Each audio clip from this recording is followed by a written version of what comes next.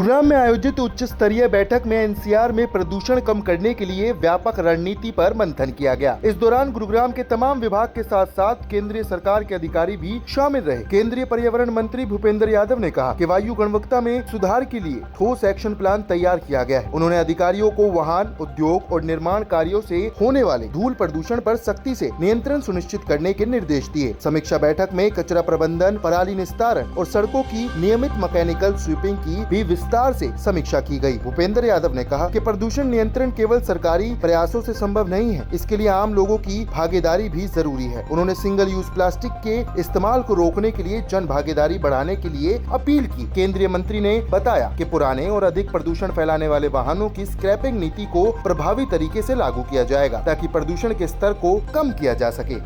राष्ट्रीय राजधानी क्षेत्र में आज हमारे हरियाणा के सम्माननीय मुख्यमंत्री माननीय नायब सिंह जी सैनी और हरियाणा के पर्यावरण मंत्री राव नरवीर सिंह जी के उपस्थिति में माननीय मुख्यमंत्री जी की अध्यक्षता में एनसीआर क्षेत्र में विशेष रूप से हरियाणा के जो हमारे एनसीआर के जिले आते हैं, सोनीपत, पानीपत, फरीदाबाद, गुड़गांव, मानेसर, इधर आने वाले समय में वायु प्रदूषण की समीक्षा की गई। उस दृष्टि से सबसे पहले जो व्हीकल पॉल्यूशन है, इंडस्ट्रियल पॉल्यूशन है, डस्ट पॉल्यूशन है, हरियाली को बढ़ाने का काम है, उन सब विषयों की विस्तार से चर्चा की गई। माननीय मुख्यमंत्री जी के नेतृत्व में लक्ष्य निर्धारित किए गए और विशेष रूप से पिछले अप्रैल से लेकर अब तक, चाहे मैकेनाइज स्वीपिंग करने का की मशीनों के प्रबंधन का विषय हो, पराली के लिए मशीनों के प्रबंधन का विषय हो, प्लेट वगैरह बनाने के लिए कैपेसिटी बिल्डिंग का विषय हो, सॉलिड वेस्ट मैनेजमेंट का विषय हो, कंस्ट्रक्शन एंड डेमोलिशन वेस्ट का विषय हो, इन सारे और ईवी व्हीकल का विषय हो, पुराने व्हीकल की स्क्रैप्स की पॉलिसी का विषय हो, नागरिकों को इन्वॉल्व करने का विषय हो, स्वच्छता अभियान को बड़ा बनाने का विषय हो और गुड़गांव जैसी मिलेनियम सिटी को सभी प्रकार के अवशिष्ट और ठोस पदार्थों के प्रबंधन से लेकर सभी प्रकार के विषयों के लिए जन सहभागिता का विषय हो। इसमें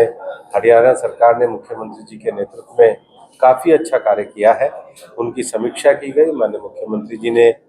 जो पूरे हमारे CAQM बोर्ड के जो दिए गए आदेश हैं उनको पूरी तरीके से पालन करने का आदेश दिया है और मैं विश्वास करता हूँ कि ये जो मिलेनियम सिटी है इसमें वायु प्रदूषण में हम अच्छा कार्य करने में सफल से। सिंगल यूज प्लास्टिक की बात करें कि लोगों को किस तरीके से जागरूक करेंगे, पहले भी मुहिम चली थी लेकिन अभी भी सिंगल यूज प्लास्टिक मार्केट में चल रहा है। ऐसा है कि उसके लिए भी हुआ है, जो जब हम ठोस कचरे के प्रबंधन की बात करते हैं तो कंस्ट्रक्शन वेस्ट भी है, सॉलिड वेस्ट भी है, प्लास्टिक वेस्ट भी है। जब हम जागरण का विषय करते हैं तो जो हमारी एक्टिविटी है, जैसे हम EPR एक्टिविटी के बारे में जो स्टेक होल्डर है उनको, सॉलिड वेस्ट मैनेजमेंट के जो नए रूल्स आए उसमें जो सोसाइटीज़ वगैरह हैं जो कचरे को जनरेट करते हैं उनके जागरण का, इनको नीचे तक ले जाने की योजना बनी है और हम लोगों तक लेकर के जाएंगे, क्योंकि सिंगल यूज प्लास्टिक केवल एक व्यक्ति का विषय नहीं है, ये जन भागीदारी का विषय भी है। तो सरकारी नियम, लोगों की भागीदारी और प्रशासन का उसमें सहयोग, इनको समन्वित रूप से लेकर के हम कार्य करेंगे।